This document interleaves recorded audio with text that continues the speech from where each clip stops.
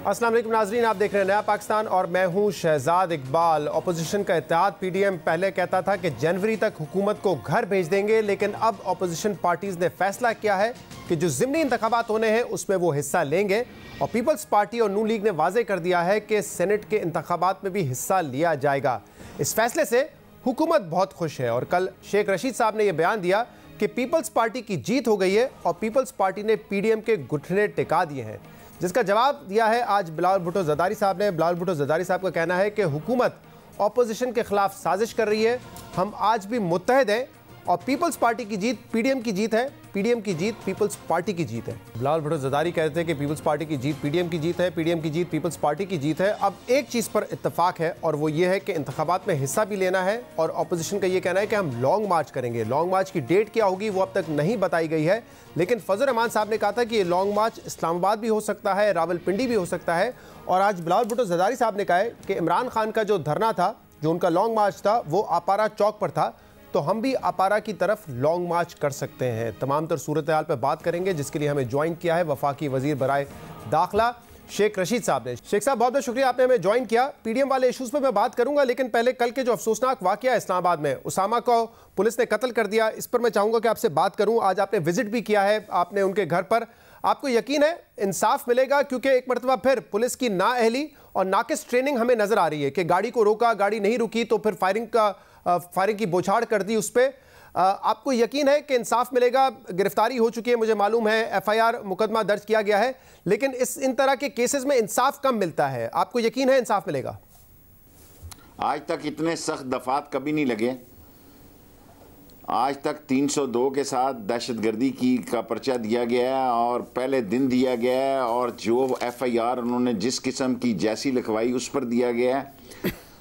और मेरे सपोर्टर हैं ये, हमारे लोग हैं ये, मैंने उनके घर अफसोस भी किया है और किसी कीमत पर नहीं छोड़ेंगे। अब इस मुल्क में देखें, बाकी फैसला तो अदालतों का है, जो हमारे पास आखिरी उनको सजाए मौत तक पहुँचाने के दफात थे वो सारे के सारे पाँचों के पाँचों लगा दिए।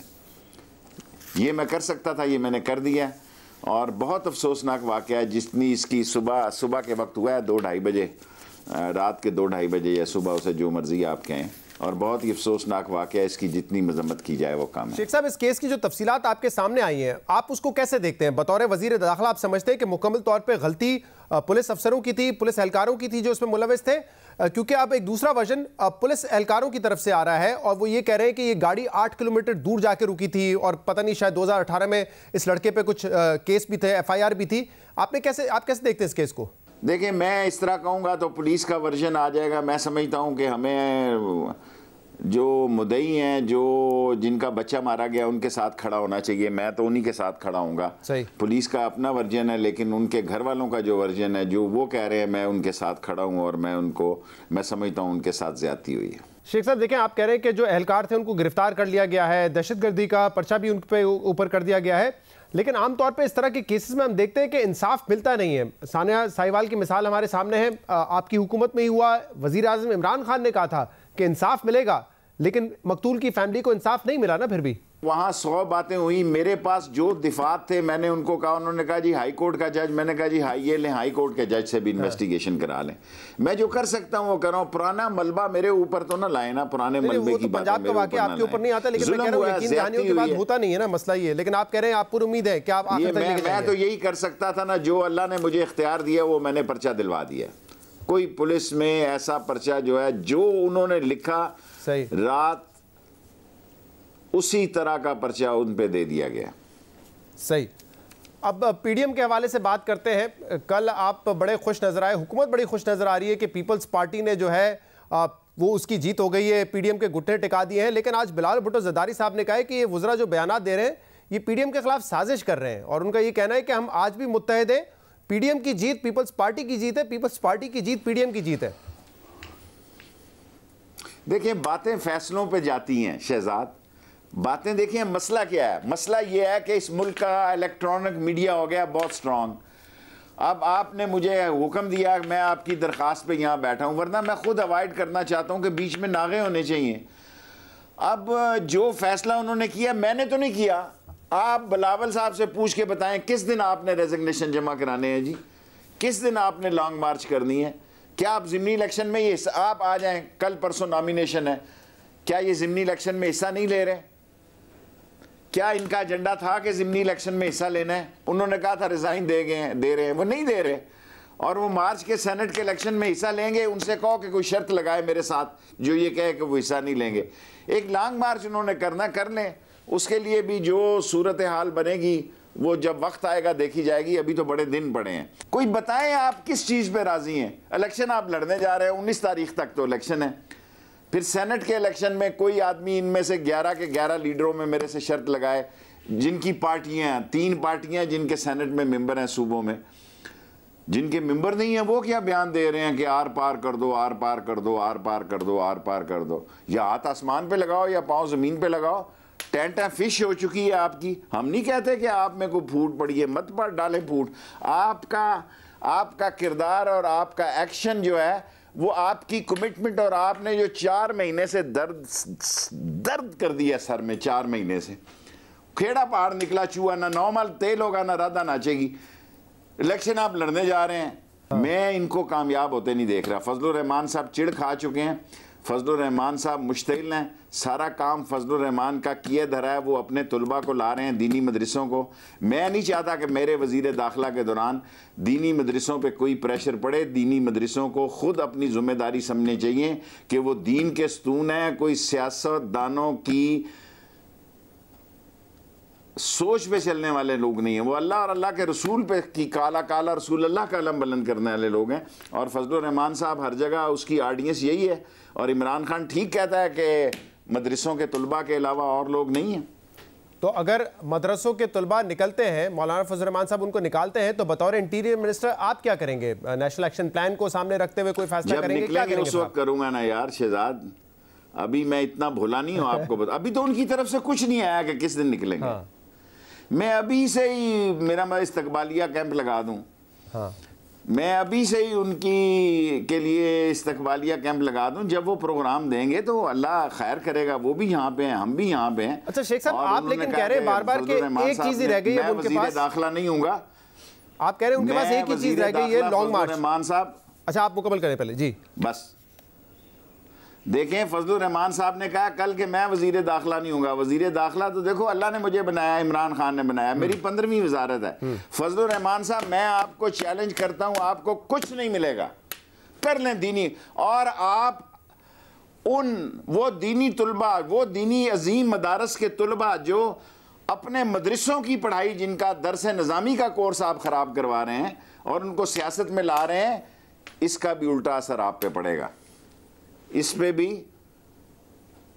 आपको सोचना चाहिए कि ये मुनासिब नहीं है कि दीनी, जब आप मदरसों को सियासत की माजगाह बनाएंगे तो उन पे खामे खा का प्रेशर पड़ेगा, जो कि फजलुर रहमान साहब आपको नहीं करना चाहिए। मेरे वजीर रहने या ना रहने से कोई फर्क नहीं पड़ता। अच्छा लेकिन शेख साहब, मैं वजीर रहूं या ना रहूं, फजलुर रहमान साहब, इस शहर के, इस मुल्क के सारे सियासी मोतबिर मर जाएं, आपका काम नहीं बनने लगा। अच्छा शेख साहब, इस पर ये दलील देते हैं कि फजलुर रहमान साहब के जिसका जो वोट बैंक होता है, जिसका जो सपोर्टर बेस होता है, वही निकलता है उनके लिए सड़कों पर। तो फजलुर रहमान साहब कह रहे हैं कि मदरसे के बच्चे हमारे सपोर्टर हैं तो वो निकलेंगे, हम किसी को जबरदस्ती तो नहीं लेकर आते। दूसरा वो ये दलील भी पेश करते हैं कि हम तो जमहूरियत के लिए निकल रहे हैं। अगर ये बच्चे मदरसे के जमहूरियत के लिए आगे बढ़े तो उसमें क्या गलत है? ये मदरसे जो हैं अल्लाह के निज़ाम दीन के लिए निकले बाहर। ये पहले ख़त्म नबूवत के लिए बात करते थे। कोई सामने लाओ जिसने शेख रशीद से ज़्यादा ख़त्म नबूवत में जेल काटी हो। भाई क्या बातें करते हैं आप इमरान खान के बारे में? अकल को हाथ डालो। मुझे उसने वज़ीर दाखिला ये जानते हुए बनाया है कि ख़त्म नबूवत की सबसे ज़्यादा और अल्लाह और आशिक़ रसूल सबसे ज़्यादा जेल मैंने काटी है। आप में किसने काटी है? मैंने तो मौलाना अब्दुल्ला के लाल मस्जिद के वालिद अब्दुल्ला के साथ भी कैद काटी है, शेखुल कुरान के साथ काटी है, ताजपुरी के साथ काटी है। आप क्या बातें करते हैं? सिर्फ क्या इसराइल कबूल हो सकता है? क्या इसराइल को माना जा सकता है? क्या इसराइल को इमरान खान तस्लीम करने की बात करते हैं? नहीं, सिर्फ प्रोपोगंडा करना है। इस्लाम के नाम पर इस्लामाबाद में कब्जा करने की ख्वाहिश जो है वो दम तोड़ेगी इंशाअल्लाह।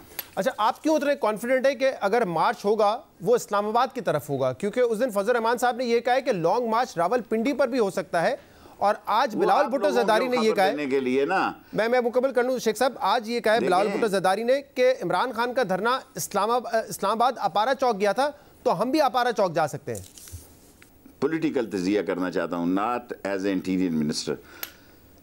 जो आसिफ ज़रदारी की सोच है वो बिलावल की सोच नहीं है, और वो उसको पाँव पाँव पाँव पाँव खिला रहा है, लेके जा रहा है आगे, उंगली पकड़ के आगे ले जा रहा है कि कहीं गारे में स्लिप ना हो जाए। और वही है जो कि एक दरमियानी रास्ते के लिए आसिफ ज़रदारी लगा हुआ है। ये तो देखें, एक शौक होता है जवानी का, एक चढ़ती जवानी का अपना शौक होता है। उस जवानी के शौक में ये आपारा है, ये पिंडी है, ये बाराकऊ है, ये तरनोल है, जहाँ आए, जब ये आने की तारीख देंगे तो हम भी कुछ ना कुछ तवीज़ धागा, दुआओं का कोई तरीक़ाकार बताएंगे जनाब अली। ऐसे ही तो नहीं, कोई लुट तो नहीं पड़ी हुई ना। जब ये आएंगे, मैंने एक शेर बार बार पढ़ता हूँ, वफ़ा करोगे वफ़ा करेंगे, जफ़ा करोगे जफ़ा करेंगे, सितम करोगे सितम करेंगे, हम आदमी हैं तुम्हारे जैसे, जो तुम करोगे वही हम करेंगे। तो शेख साहब, इस वक्त जो एक बदलती हुई स्ट्रैटेजी है पीपल्स पार्टी की, जो पहले कह रहे थे कि सिंध असेंबली की भी कुर्बानी दे देंगे, जनवरी तक हुकूमत गिरा देंगे, अब ये स्ट्रैटेजी बदली क्या किसी बैकडोर खुफिया मुज़ाकरात की वजह से है? देखें, आसिफ ज़रदारी छठा बैरी बेड़ा है सियासत में, उसने कुछ तो सोचा होगा। मेरे साथ तो किसी ने कोई बात नहीं की, बल्कि मैंने खान साहब से करनी भी चाहिए, लेकिन उनसे बात नहीं हो सकी इस बात पे। देखें, आसिफ ज़रदारी जो है वो सियासत का गहरे पानियों में सफ़र करने वाला बंदा है। उसने क्रिमिनोलॉजी में PhD की है, ये मेरा पुराना जुमला है। उसको पता है कि किस वक्त हस्पताल दाखिल होना है, किस वक्त ड्राइंग रूम में जाना है और किस वक्त जेल जाना है। उसने कुछ सोच, ये सारी ताश जो है जो अब बखेरी है, बेशक बिलावल कहता रहे, ऑफ कोर्स आसिफ ज़रदारी ने छाती के साथ लगा के ताश रखी हुई है और वो खेल रहा है। अपोजिशन को तो ये कहकर कन्विंस किया है आसिफ अली ज़रदारी साहब ने कि इन हाउस भी हम बड़ा मुकाबला कर सकते हैं। मिसाल दे रहे थे कि जब मैं था तो हमने किस तरीके से मुशर्रफ को निकाला, इन हाउस तब्दीली की तरफ हम गए थे, तो वो इस तरह कन्विंस कर रहे हैं PDM को। क्या आपको लगता है कि इमरान खान के खिलाफ भी यही हरबा इस्तेमाल करके वो कामयाब हो सकते हैं? फजलुर रहमान खुद इस असम्बली में, जिसको वो नाजायज़ असम्बली कहता है, उसकी सदारत का उम्मीदवार था, और जिस असम्बली को ये नाजायज़ कहते थे उसमें ख़ुद ये नामिनेशन दाखिल करने जा रहे हैं। और फजलुर रहमान किसी कीमत में इन हाउस चेंज के लिए नहीं जाएगा। वो तो लड़ाई चाहता है, वो तो पहले उसने पूरी कोशिश की कि दीनी ताकतें हमारे बारे में राय गलत तस्लीम करें, हमारे बारे में उसने ज़रा, हालांकि ख़त्म नबूवत पे इन्होंने कौमी असम्बली में वोट दिया था, ये तो मैं था जिसने रोका। ये शहजाद साहब किसी कीमत पर Fazlur Rehman vote of no confidence की तरफ नहीं जाएगा, और आसिफ ज़रदारी की ख्वाहिश होगी कि ये वोट ऑफ नो कॉन्फिडेंस में जाएं, वो कभी नहीं जाएगा। लेकिन लॉन्ग मार्च में सारे शामिल होंगे। कब करते हैं? जब तारीख आएगी, फिर हम भी यहाँ हैं, ये भी आए। तो ज़रदारी साहब क्यों समझते हैं कि इन हाउस चेंज की तरफ जाना चाहिए? क्या कोई अश्योरिटी है आपके ख्याल में? आप कह रहे हैं कि मैंने नहीं बात की, इमरान खान ने बात नहीं की, कोई और बात कर रहा है फिर क्या उनसे? मुझे नहीं पता। आसिफ ज़रदारी ये बच्चे तो नहीं हैं, मुझे नहीं पता कौन बात कर रहा है। अगर मुझे पता होता मैं आपको बताता ना। मेरी आसिफ ज़रदारी से कोई गपशप है। आसिफ ज़रदारी ने खुद वर्किंग कमेटी के अपने कहा कि हमसे कुछ सीखो, तो अब इनको सिखा रहा है। बैठे फजलुर रहमान देखें, उसके चेहरे उड़े हुए, वो कैसी तरीके ला रहा है, सिर्फ वार्म अप कर रहा है ताकि लोगों में से वो बहुत अरसे के लिए मीडिया से गायब ना हो जाएं। अच्छा, आप कह रहे हैं कि आपके इल्म में नहीं है अगर कोई बातचीत कर रहा हो, लेकिन वजीर आजम इमरान खान ने दोबारा ये कहा है और कुछ अरसे बाद उनका ये स्टेटमेंट आया है दोबारा कि जो भी NRO देगा इस ऑपोजिशन को वो मुल्क के साथ गद्दारी करेगा, जिस पर मरियम नवाज ने ये कहा कि ये कहते हमें है। हाँ, लेकिन मरियम नवाज कहती है कि कहते हमें है लेकिन सुनाते किसी और को है। तो क्या कोई कॉन्टेक्स्ट है इसका? कोई बातचीत कर रहा है जिसकी वजह से इमरान खान साहब ये बात करते? देखें, एक इमरान खान ने अपनी पोजीशन वाजे करनी है। उसने कर दिया कि भाई मैं जब तक हूँ मैं कोई भी फैसला कर सकता हूँ, इनको NRO नहीं दूंगा। इसलिए नैब के ख़िलाफ़ लड़ रहे हैं और इमरान खान के ख़िलाफ़ लड़ रहे हैं।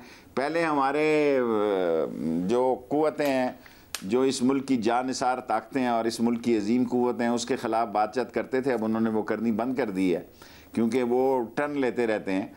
लेकिन जो बात असल करने वाली है, 3 चीज़ों पे ये इकट्ठे नहीं होंगे, ना इस्तीफे पे, ना इलेक्शन का बाइकाट ख़त्म करेंगे और ना सेनेट के इलेक्शन में हिस्सा लेंगे।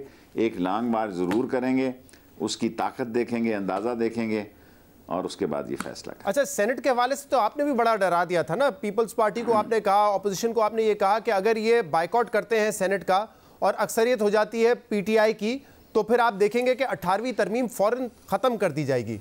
ऑपोजिशन तो पहले ये कहती रही है, खासतौर पर पीपल्स पार्टी, कि हुकूमत का हदफ है 18वीं तरमीम। अब आपने तो इंडोर्स कर दिया है कि हुकूमत का वाकई हदफ है 18वीं तरमीम। बिल्कुल, अगर पीटीआई इन्होंने बाइकआउट किया और 2 अक्सरियत पीटीआई की हो गई, तो पीटीआई 18वीं तरमीम पे ज़रूर गौर करेगी और भी बहुत सारे कानून लाएगी कि ये चोर और ये डाकू और ये लुटेरे जो हैं उनकी ज़मानतों की गुंजाइश कम और कानून में कम गुंजाइश रहे कि ये मज़े करें बाहर। पीपल्स पार्टी के साथ कोई एंगेज अगर कर रहा है इस वक्त, तो कम से कम पीपल्स पार्टी के लिए तो बड़ा हसास मामला है 18वीं तरमीम। अगर आप 18वीं तरमीम पे ही झगड़ा करेंगे, बात करेंगे, तो फिर पीपल्स पार्टी तो फिर ऑपोजिशन से तो अलग नहीं होती ना। फिर देखें, अगर वो इलेक्शन में हिस्सा लेंगे फिर तो हम नहीं कर सकेंगे ना, फिर उनके भी वोट होंगे वहां पर, फिर तो हमारे, मेरा मतलब है फिर ये सूरत हाल नहीं होगी। अगर वो इलेक्शन में हिस्सा नहीं लेते और वॉक ओवर मिल जाता है पीटीआई को, तो फिर हो सकता है, वरना मुकाबला होगा। लेकिन वजीर आजम इमरान खान चाहते हैं कि 18वीं तरमीम को तब्दील किया जाए, क्योंकि उनके वज़रा तो अक्सर आके डिफेंड भी करते हैं। या नहीं चाहते हैं वो, बहरहाल नून लीग में भी बाज लोग 18वीं तरमीम पे गौर करना चाहते हैं। बिल्कुल ख़त्म करने की बात नहीं करता मैं, गौर की बात करता हूँ। जुमले जो होते हैं वो बाज़ का बड़े बुरान पैदा कर देते हैं, सो गौर और गौस की बात करते हैं।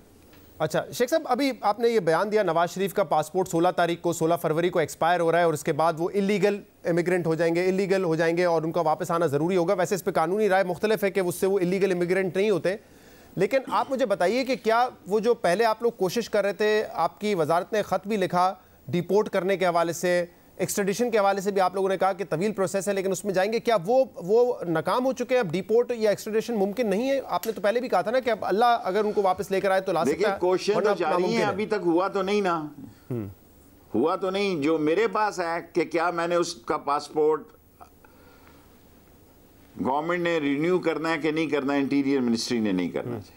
सो मैंने ये बात बता दी है, उस पर लोगों ने तूफान खड़ा कर दिया। मेरा मतलब जब मैं रिन्यू, पाकिस्तान ही नहीं आ रहा, कोर्टें भी बुला रही हैं, तो मैं वहाँ नहीं आ रहा, तो अब क्या मैं उसका पासपोर्ट वहाँ जाके रिन्यू करूँ, वहाँ एम्बेसी को कहूँ कि रिन्यू करो? उसका नहीं कर रहे रिन्यू हम, वो जो आता है क्या करता है क्या नहीं करता, ये उसका जो मेरा कानूनी मामला है वो मैंने बता दिया। सही, तो इस पर आपने कानूनी वैसे राय ली कि अगर रिन्यू नहीं करते तो क्या फिर उनका वापस आना लाजिम हो जाएगा, वहाँ से वो डिपोर्ट कर दिए जाएंगे? देखें, डिपोर्ट करने की कोशिशें अपनी जगह पे हैं, लेकिन मैंने अपनी कानूनी पोजीशन वाजे करनी है, मैंने किसी की कानूनी पोजीशन वाजे नहीं करनी। हाँ। और मैंने अपनी कानूनी पोजीशन वाजे की है कि एज इंटीरियर मिनिस्टर उनका 16 फरवरी को पासपोर्ट ख़त्म हो जाएगा। सो आई एम ऑन इट। सही। आपसे जब ये पूछा गया एक प्रेस कॉन्फ्रेंस में, आपने कहा तूफान खड़ा कर दिया, तो आपसे परवेज़ मुशर्रफ के हवाले से भी सवाल हुआ ना कि परवेज़ मुशर्रफ भी बाहर हैं, अदालतें उनको भी बुलाती रही, वो नहीं आए, तो क्या उनका पासपोर्ट भी आप कैंसिल करेंगे? जी, इन्होंने भेजा कि मैंने भेजा? किसने भेजा? मैं इंटीरियर मिनिस्टर था। कौन था इंटीरियर मिनिस्टर? किसने भेजा परवेज मुशर्रफ को? लेकिन शेख साहब अब तो आप हैं ना, ऐसे ही लगे रहते हैं ये सारे लोग। मैंने तो नवाज शरीफ को बाहर भेजा, उसके हक में वोट दिया जाने दो। 1 साल तक इन्होंने चुप रोजा रखा, तो आप 1 साल तक मरियम साहबा और नवाज शरीफ साहब ने चुप रोजा रखा। 1 साल के बाद जब इन्होंने देखा कि लुटिया डूबने लगी है, तो ये एक नए एंगल से सामने आए हैं। शेख साहब, आज एक और अनफॉर्चुनेट वाकया हुआ है बलूचिस्तान मच के इलाके में। 11 वहाँ पे कोल माइनर्स थे जिनको अगवा करके मारा गया है। आप वजीर दाखिला हैं इस मुल्क के। नेशनल एक्शन प्लान के हवाले से आज बिलावल ने कहा है कि वो फॉलो नहीं हो रहा होता, उसको मुकम्मल तौर पे फॉलो करें ताकि इस तरह के जो दहशतगर्दी के वाकयात हैं उनको रोका जा सके। बिल्कुल, देखें, हम इस्लामाबाद में और लाहौर में रेड अलर्ट है, और हम काबुल में एक डिफरेंट रोल अदा कर रहा है इमरान खान और फॉरेन ऑफिस। वहाँ सारे टेररिस्ट दोबारा इकट्ठे हो गए हैं। एक दहशतगर्दी की लहर आ सकती है। कुछ लोगों को पकड़ा गया जो कि बहुत बड़े दहशतगर्द थे, और फिर मैं बात करूंगा तो लोग कहेंगे शायद मैं डराने के लिए नहीं कर रहा जी, मुझे क्या ज़रूरत पड़ी है डराने की। मैं जेन्युइनली बता रहा हूं कि रावलपिंडी और लाहौर में थ्रेट्स हैं, रेड अलर्ट है, हाई अलर्ट है। और जब ये लोग बड़े बहादुर बनते हैं, बेनज़ीर शहीद को भी कहा गया था कि मत करें ऐसा, मत करें ऐसा, लेकिन उन्होंने कहा नहीं। वो गाड़ी की छत से भी बाहर निकली और अल्लाह को भी प्यारी हो गई, और एक दिन उनकी तारीख पे कोई बेटा बेटी बाप नहीं गया, मियाँ नहीं गया उनकी तारीख पे। लेकिन चाहे बेनज़ीर मोहतरमा बेनज़ीर भुट्टो हो या कोई एक आम शहरी हो, उसकी जान की हिफाजत की जिम्मेदारी तो रियासत की है ना। आप उनको एडवाइस ज़रूर कर सकते हैं, लेकिन अगर उनके साथ कोई हादसा पेश आता है तो उसकी जिम्मेदारी तो रियासत और इदारों की होनी चाहिए ना। पूरी कोशिश होती है कि ऐसा ही हो। सही है। शेख साहब, आपकी पिछली वजारत के हवाले से मैं चाह रहा था ये सवाल करूं। रेलवे के वजीर तो आप पहले भी रह चुके हैं, अभी भी तकरीबन 2.5 साल थे। आपके बाद आज़म सवाती साहब आए। आज़म सवाती साहब ने आते साथ ही ये बयान दिया कि इस वक्त जो रेलवे का हाल है, अगर हम इसी तरह चलाते रहे इसको तो ये स्टील मिल वाला हाल हो जाएगा, इसको आउटसोर्स करने की ज़रूरत है। अब 2.5 साल में आप कितनी बेहतरी लेकर आए? क्योंकि आप तो कहते थे नई ट्रेनें स्टार्ट की, हालात बहुत बेहतर कर दिया। आपके बाद आने वाले वजीर कहते हैं कि यही हालात रहे रेलवे के तो ये स्टील मिल बन जाएगी।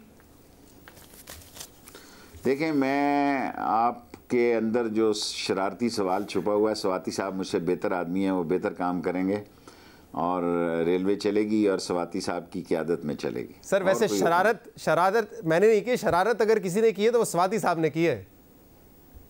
नहीं, सवाती साहब अच्छे आदमी हैं। अब आप वो वेल लेफ्ट करना चाहते हैं, वो अलग, वो आपका इख्तियार है। ठीक है जी, बहुत बहुत शुक्रिया। शेख रशीद साहब हमारे साथ मौजूद थे। प्रोग्राम में शामिल करते हैं एक ब्रेक, इसके बाद मजीद बात करेंगे, हमारे साथ रहिएगा। वेलकम बैक नाज़रीन। अब बात करेंगे अफसोसनाक वाक़े की जो इस्लामाबाद में कल पेश आया, जब पुलिस की फायरिंग से नौजवान 22 साल नौजवान उसामा की मौत वाक़ हो गई। और इसके बाद जब पोस्टमार्टम की रिपोर्ट सामने आई है तो 6 गोलियां उसामा को लगी थी पुलिस की, और उसकी गाड़ी के चारों तरफ फायरिंग के निशान थे, बुलेट्स के निशान थे। जिसके बाद एक मरतबा फिर सवाल उठ रहा है पुलिस की ट्रेनिंग पे, पुलिस की जो नाअहली है उस पर। और माजी में भी हमने देखा है कि ऐसे जब वाक़यात होते हैं तो बड़े बड़े दावे किए जाते हैं कि जो पुलिस एहलकार इस तरह की कार्रवाई में मुलविस थे उनको सज़ा दिलवाई जाएगी, लेकिन अक्सर केसेस में ऐसा देखा गया है कि उनको सज़ा नहीं मिलती है। सानिया साहिवाल में ही वज़ीर आज़म इमरान खान ने कहा था कि जो एहलकार इसमें मुलविस थे उनको सज़ा मिलेगी, लेकिन ये होता हुआ हमने नहीं देखा। फिर कमिटमेंट की जा रही है, फिर दावे किए जा रहे हैं कि सज़ा मिलेगी। और अब से कुछ देर पहले शेख रशीद साहब कह रहे थे कि हमने दहशतगर्दी की दफ़ा भी लगाई है और जो 5 एहलकार थे उनको गिरफ्तार भी कर लिया है। हम इस पर मज़ीद बात करेंगे। हमारे साथ मौजूद हैं उसामा सत्ती के वालिद नदीम सत्ती। नदीम सत्ती साहब, बहुत बहुत शुक्रिया, आपने हमें ज्वाइन किया है। यकीनन ये आपके लिए एक बहुत मुश्किल वक्त है। एक जवान बेटे का दुनिया से चला जाना, वो गम शायद हम महसूस भी नहीं कर सकते, इसलिए मैं शुक्रगुजार हूँ कि आपने हमें वक्त दिया है। जो नुकसान आपका हुआ है, आपका बेटा इस दुनिया से चला गया, उसका अजाला तो नहीं हो सकता, लेकिन उसके बाद जो पुलिस की कार्रवाई है, जो अब इंक्वायरी और इन्वेस्टिगेशन का सिलसिला शुरू हुआ है, मुख्तलिफ वज़रा आपसे कमिटमेंट कर रहे हैं, क्या आप मुतमईन हैं जो आपकी FIR काटी गई और इसके बाद जो तहकीकात अब जारी हैं?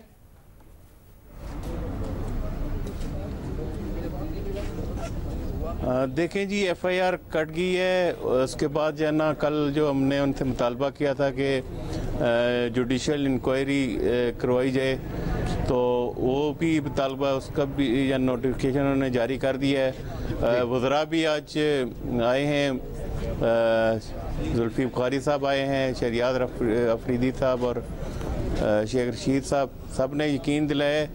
लेकिन ये तो उस वक्त जो है ना वो मैं मुतमईन होंगे जब इसके ऊपर कोई जो है ना वो कार्रवाई होगी और कोई हमें जो है ना नज़र आएगा कि हमारे कोई जो है ना वो दादरसी हो रही है, हमें इंसाफ मिल रहा है, तो उस वक्त जो है ना हमें इस चीज़ का पता चलेगा। अभी तो हम क्या कबल अज़ वक्त तो कुछ भी नहीं कह सकते।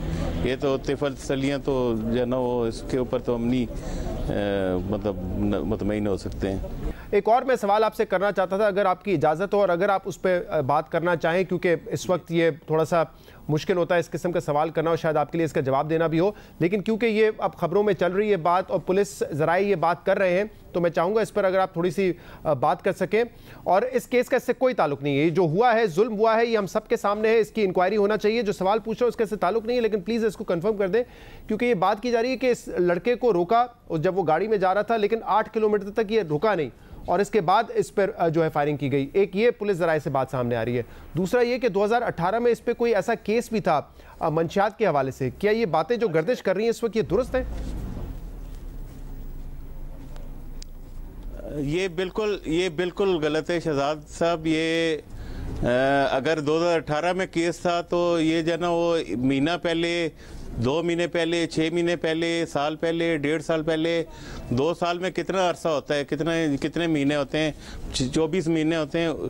बिल्कुल जो ना इस बात को जो ना वो नहीं छेड़ा गया, और जब पुलिस के ऊपर बात आई है तो फिर जो ना ये चीज़ें निकल रही हैं। ये आप खुद समझ सकते हैं, ये बिल्कुल गलत बात है। यहाँ पे DIG साहब मेरे पास आए थे, IG साहब आए थे, और तमाम जो है ना पुलिस के जो हाई कमान आई थी, उन्होंने कहा कि बिल्कुल यह आपका बच्चा जो है ना वो इनोसेंट है, और ये सारी जो है ना पुलिस की जो गलती से हुआ है, सारा काम पुलिस की गलती से हुआ है। और जब हमने उन्हें ये बात कही है कि ये ना ये ऐसी बातें जो है ना वो हमारे कैरेक्टर पे जो ना वो बच्चे के कैरेक्टर पे जो ना वो बातें हो रही हैं, तो उन्होंने कहा कि ये जो ना वो इसके बारे में हमें कोई नहीं है, ये जो हमारी तरफ से ये बातें नहीं हो रही हैं। ठीक है, ये दिखाएं, ये FIR है वो जो आप 2018 की बता रहे हैं, यही उसामा के नाम है वो। और वो जो जो FIR 2018 की हुई है ना जी, वो मोहम्मद उसामा नदीम है, जिसके बाप का नाम मोहम्मद नदीम खान है, और वो उसकी जो ID कार्ड नंबर कोई और है और एड्रेस भी कोई और है। फॉलो अप में तो नहीं उन्होंने इतना कर सकते हैं कि 22 फायर उन्होंने जाना किए हैं, और गाड़ी के विंड स्क्रीन से 6 फायर किए हुए हैं। ठीक है जी, टायर कोई नहीं ब्रस्ट हुआ। अभी देखें, एक तो बर्बरियत की है, इतना जाना वो संगदिली से उसको मारा है, हमारे घर को उजाड़ा है उन्होंने, ऊपर से जाना वो इस तरह की मतलब हथकंडे इस्तेमाल किए जा रहे हैं, उनको बचाने के लिए ऐसे हथकंडे इस्तेमाल किए जा रहे हैं। ये मतलब अब तो आपसे उम्मीद लगा सकते हैं कि आप इसके ऊपर जो ना वो कोई आवाज़ उठाएं ताकि हमारी जो ना वो मैं इंसाफ मिल सके। ठीक है नदीम साहब, बहुत बहुत शुक्रिया, आपने तमाम सवालात के साथ इसका भी जवाब दिया, और हम पूरी कोशिश करेंगे कि अपनी तौर पे भी इसकी तहकीक करें। बहुत शुक्रिया, आप हमारे साथ मौजूद थे। अल्लाह आपको और आपकी पूरी फैमिली को सब्र अता फरमाए। प्रोग्राम में शामिल करेंगे एक ब्रेक, इसके बाद एक और इशू पर बात करेंगे। हमारे साथ रहिए। वेलकम बैक नाज़रीन। नैब ने ख्वाजा आसिफ को गिरफ्तार किया हुआ है आमदन से ज्यादा असासे बनाने पर, और इस वक्त ख्वाजा आसिफ नैब की कस्टडी में है। इस गिरफ्तारी पर ऑपोजिशन ने कहा था कि ये सियासी विक्टिमाइजेशन है। मरियम नवाज ने कहा कि ख्वाजा आसिफ को धमकियां मिल रही थी कि नवाज शरीफ से अलहदगी इख्तियार कर लें वरना आपको नताइज भुगतने पड़ेंगे, और उनकी गिरफ्तारी उसके बाद हुई है। इसके अलावा ख्वाजा आसिफ साहब ने खुद ये कहा था कि मेरी गिरफ्तारी के पीछे वजीर आजम इमरान खान का हाथ है, लेकिन हुकूमत का यह कहना है कि जो केस नैब ने बनाया है वो बहुत मजबूत केस है, और ख्वाजा आसिफ ये साबित नहीं कर सके हैं कि अपने असासे उन्होंने कैसे बनाए, आमदन के जराए क्या थे। इस हवाले से कल प्रेस कॉन्फ्रेंस की थी शहजाद अकबर साहब ने, और उन्होंने ये बताया कि नैब ने अपने जो एप्लीकेशन है, रिमांड एप्लीकेशन, उसमें यह दर्ज किया हुआ है कि ख्वाजा आसिफ के असासों में बेपना इजाफा हुआ है। 50 लाख के उनके असासे थे 1993 में, जो 2018 में 118 मिलियन से बढ़ गए। 93 में इनके जो FBR के रिकॉर्ड्स हैं उनके मुताबिक इनकी टोटल नेट एसेट खुद अपने डिक्लेयर करदा असासों के मुताबिक 5.1 मिलियन की थी, ये कोई 50 लाख रुपए की बनती है, जबकि इनकी ग्रोथ जो डिक्लेयर्ड एसेट्स हैं उसके अंदर जो खुद आप डिक्लेयर कर रहे हैं वो 118 मिलियन पे चली जाती है। शहजाद अकबर ने इस प्रेस कॉन्फ्रेंस में यह भी बताया कि जो मनी ट्रेल दी गई है वो भी मशकूक है, और उन्होंने जिक्र किया कि ख्वाजा आसिफ साहब ये कहते आए हैं कि मेरी माहाना तनख्वाह थी जब मैं दुबई में काम कर रहा था 50,000 दिरहम, जो कि माहाना 22 लाख रुपए बनती है, लेकिन उसकी कोई सोर्स नहीं है। नैब ने भी अपनी एप्लीकेशन में ये लिखा है कि जब उनसे बार बार पूछा गया कि कोई बैंक स्टेटमेंट दिखाएं, कोई सैलरी स्लिप दिखाएं, तो वो दिखाने में ख्वाजा आसिफ नाकाम रहे। पहली कोई 14 करोड़ के लगभग की सोर्स है इनकी तनख्वाह की, जो दुबई में इनको मिलती थी, वो 50,000 रुपया दिरहम माहाना पे बकौल उनके खुद, और जो उन्होंने FBR को डिक्लेयर भी किया, जो पाकिस्तानी रुपयों में अगर आप उसको कैलकुलेट करें तो वो 22 लाख रुपए के लगभग बनती है। अब वो जो 14 करोड़ रुपए दिखाए जा रहे हैं सैलरी की मद में, उसका सबूत क्या है? पे स्लिप दिखाइए, वो इनके पास कोई नहीं है। ये वाहिद केस है पूरी दुनिया का कि 22 लाख रुपया माहाना सैलरी का सबूत मांगें तो वो कहते हैं नहीं नहीं वो मुझे कैश देते थे। शहजाद अकबर ने कल अपनी प्रेस कॉन्फ्रेंस में यह भी कहा कि 2014 में एक प्लॉट खरीदा था 80 लाख रुपए का गुजरावाला में ख्वाजा आसिफ साहब ने, और 1 महीने बाद वही प्लॉट उसी कंपनी को 4 करोड़ में बेच दिया। सितंबर 2014 में गुजरावाला की एक हाउसिंग सोसाइटी में 80 लाख रुपए का प्लॉट खरीदा और 1 महीने बाद उसी सोसाइटी को 4 करोड़ में वापस बेच दिया। तो देखिए कि ये ख्वाजा साहब तो कुछ जादूगर हैं कि यहाँ बैठे हैं और तनख्वाह इनको दुबई में मिल रही है। एक प्लॉट को हाथ लगाते हैं, 80 लाख का लेते हैं और उसी कंपनी को 4 करोड़ का वापस लेके बेच देते हैं। तो उसका भी कोई लेजिटिमेट वजह नहीं समझ में आती। वाइल ही वॉज 2014 में वो वजीर थे। इस पर बात करेंगे। अताउल्लाह तारर साहब इस वक्त हमारे साथ मौजूद है। अताउल्लाह तारर साहब, बहुत बहुत शुक्रिया, आपने हमें ज्वाइन किया।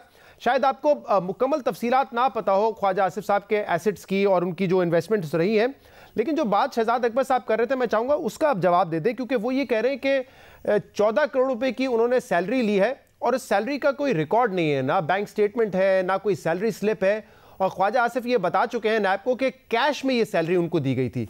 इतनी बड़ी रकम कैश में सैलरी वसूल करना, कोई रिकॉर्ड नहीं होना, हैरानी की बात नहीं है अताउल्लाह साहब? बहुत शुक्रिया शहजाद साहब। जितने भी पॉलिटिशियंस पे अब तक, और स्पेशली क्योंकि ऑपोजिशन के खिलाफ ये केसेस बनाए गए हैं, जो एसेट बियॉन्ड मींस के केसेस हैं, ख्वाजा आसिफ का सबसे इसमें स्ट्रॉन्गेस्ट केस है डिफेंस का।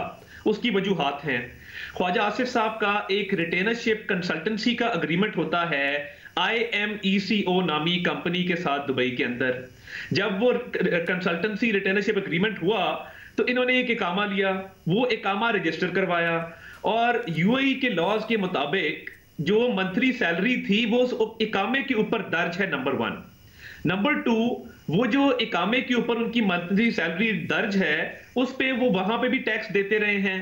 नंबर 3, जब वो सैलरी उनके वहां के अकाउंट से इधर पाकिस्तान के अकाउंट में ट्रांसफर होती थी वो FBR में डिक्लेयर्ड है और यहां पे भी उस पे टैक्स अदा किया गया है। FBR के रिकॉर्ड में ये बात तो है जिसको वो नहीं देखेंगे कि दुबई से उनके पाकिस्तान के अकाउंट में पैसे ट्रांसफर हो गए।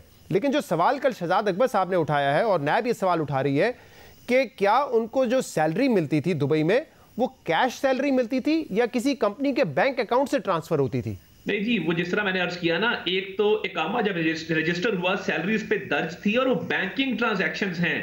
दुबई से पाकिस्तान में कैश डिपॉजिट या कैश डिलीवर करना मुमकिन नहीं है। अता साहब वो आप ठीक कह रहे हैं। अता साहब वो तो कल शहजाद अकबर साहब ने भी बताया। सवाल ये है कि जो दुबई के अकाउंट से पाकिस्तान पैसा आए उस पर क्वेश्चन नहीं है। क्वेश्चन ये है कि जो दुबई के अकाउंट में पैसे आए क्या वो किसी कंपनी ने बैंकिंग ट्रांजैक्शन की? क्योंकि कल शहजाद अकबर साहब ने कहा बैंकिंग ट्रांजैक्शन नहीं है, ख्वाजा आसिफ साहब कहते हैं मुझे कैश मिलता था उस अकाउंट में। देखिए बैंकिंग ट्रांजैक्शंस ऑन रिकॉर्ड मौजूद हैं, मैं उस दिन अदालत में भी मौजूद था। दूसरी बात यह है कि जितने भी ट्रांजैक्शंस हैं वो उस कंपनी ने भी अपने रिटर्न्स में शो किए हैं। यानी ऐसा नहीं है कि शहजाद इकबाल साहब ने मुझे कुछ पैसे ट्रांसफर किए, वो मैंने तो शो कर दिए मगर शहजाद इकबाल साहब की कंपनी ने नहीं किए। एक एक चीज मनी ट्रेल के साथ वो डिक्लेयर्ड है। और जो मैं सुप्रीम कोर्ट का हवाला इसलिए दे रहा था कि जो एसेट डिक्लेरेशन होती है और जब केस चलता है तो केस में पूछा जाता है कि जो डिक्लेयर्ड एसेट्स हैं इसका सोर्स और मनी ट्रेल क्या अवेलेबल है, क्योंकि इनकम टैक्स लॉज के मुताबिक आपके खिलाफ मनी ट्रेल ना होने का और आपके पास उस मनी ट्रेल के जवाज ना होने का मुकदमा भी चलाया जा सकता है।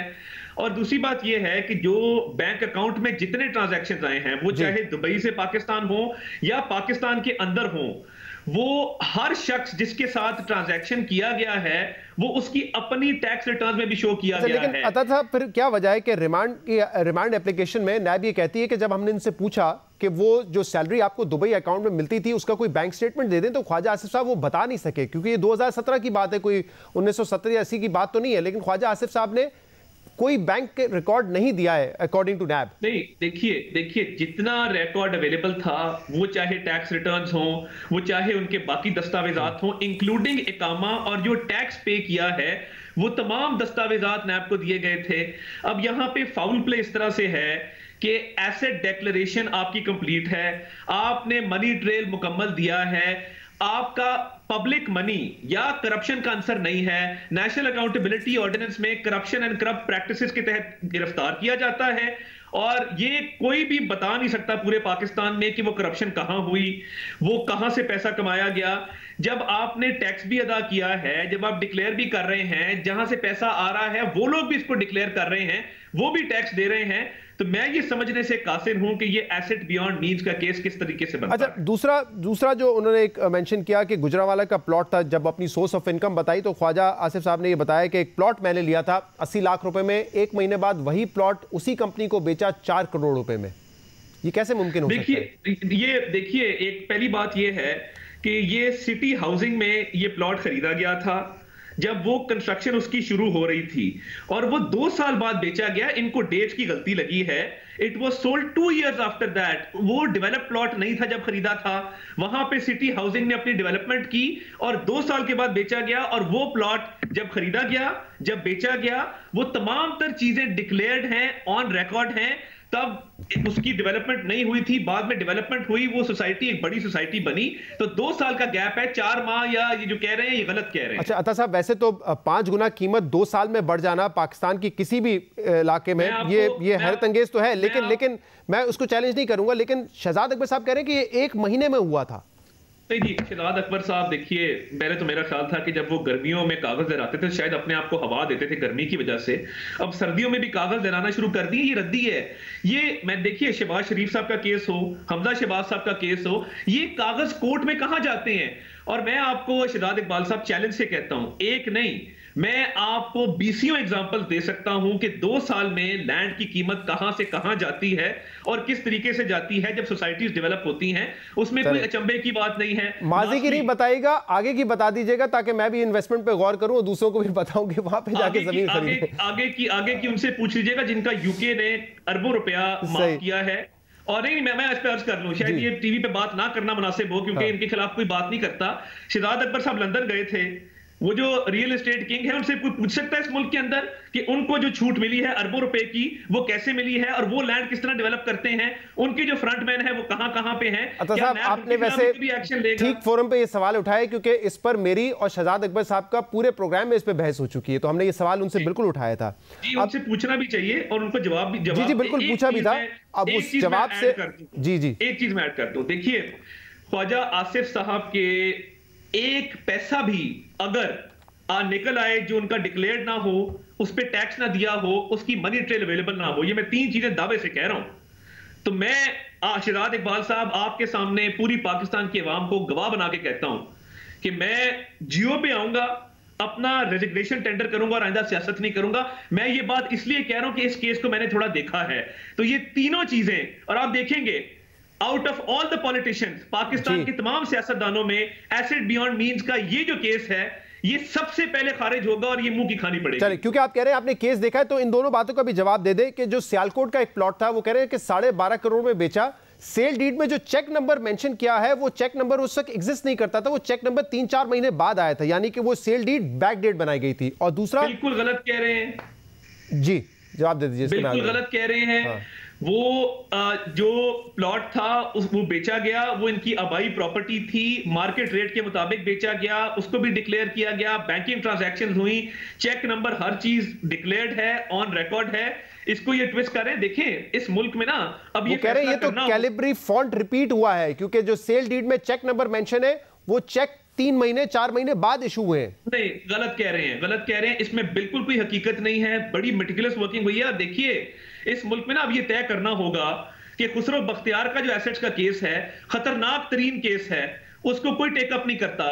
फैसल वाडा का डिग्री का केस आज भी इस्लामाबाद हाईकोर्ट में पेंडिंग है। और मैं एक बड़ी खबर आपको दूं, फैसल वाडा ने मुस्लिम लीग नून से राब्ता किया कि वो केस वापस लिया जाए, क्योंकि सादिया अब्बासी नंबर 1 और हारून अख्तर खान नंबर 2, उनके केस में सुप्रीम कोर्ट ने दोहरी शहरियत, हालांकि उन्होंने गिव अप कर दी थी, सुप्रीम कोर्ट ने कुछ रूल्स ले डाउन किए। फैसल वाडा ने, आपके पास वो कागजात शायद मौजूद हो, मैं आपको भेज भी दूंगा। नहीं, मैंने देखे हुए वो कागजात। जिस दिन आप मुझे बताएं ना, जिस दिन कागजात नामजदगी दाखिल कराए वो डुअल सिटीजन थे, सिटीजनशिप एप्लीकेट की, उसके बाद सुप्रीम कोर्ट ये तय कर चुका हुआ है सादिया अब्बासी के केस में और हारून अख्तर के केस में। अब मेरी इस्लामाबाद हाईकोर्ट से रिक्वेस्ट है कि इस केस को टेक अप किया जाए। लेकिन मुझे ये केस का इल्म है जो आप बात कर रहे हैं, लेकिन मुझे ये बताइए, आप कह रहे हैं कि इस केस के हवाले से फैसल वाडा साहब ने PMLN से राब्ता किया है कि ये केस वापस ले लें। जी ये मैं नाम बता देता हूं जी, मैं बिल्कुल इसमें कोई लगी लिपटी से काम नहीं लूंगा, क्योंकि कोर्ट में फैसला होना है फैसल वाडा के खिलाफ, मगर वो अब आउट ऑफ कोर्ट सेटलमेंट चाहता है। उसने मोहसिन राजा साहब से राब्ता किया है कि मेरा केस वापस लिया जाए। ये ऑन रिकॉर्ड है, आप दोनों को बुला के पूछ सकते हैं। ये बात floor of the house parliament के अंदर हुई है। ये हालात है इस मुल्क में कि एहतसाब का ये दौरा निजाम है, एक बंदा ख्वाजा आसिफ जो मनी ट्रेल भी देता है, जो डिक्लेयर भी करता है, जो अपने टैक्सेस भी पे करता है, लेकिन ये मामला उनकी दोहरी शरीयत का अब तो इलेक्शन कमीशन ऑफ पाकिस्तान के सामने भी है ना, तो कोई केस वापस ले भी ले तो इलेक्शन कमीशन ऑफ पाकिस्तान तो प्रोसीड करेगा ना अपना। इलेक्शन कमीशन ऑफ पाकिस्तान उसी तरह प्रोसीड करेगा जिस तरह फॉरेन फंडिंग अकाउंट से प्रोसीड कर रहा है पिछले कई अरसे से, तो इसलिए उससे कोई क्या तवक्को रख सकते हैं हम। और देखिए ये ऑपोजिशन के मेंबर्स के खिलाफ इस तरह के केसेस आना सही, और मैं दोबारा दावे से कहता हूं एसेट्स का सबसे वीक केस प्रोसिक्यूशन की तरफ से। अतादार साहब, हम चाह रहे थे कि हम केस के फैक्ट्स पे बात करें, क्योंकि वैसे तो जनरलाइज स्टेटमेंट आ जाते हैं कि सियासी विक्टिमाइजेशन है, तो ठीक है। एक वर्जन था शहजाद अकबर साहब का, या जो नैब ने अपने रिमांड एप्लीकेशन में लिखा था, आपका वर्जन भी इस पर आ गया है। बहुत बहुत शुक्रिया अतादार साहब ने हमें ज्वाइन किया था। आज के प्रोग्राम में इतना ही। इसका फीडबैक आप हमें दे सकते हैं हमारे सोशल मीडिया पर। इजाज़त दीजिए, अल्लाह हाफ़िज़।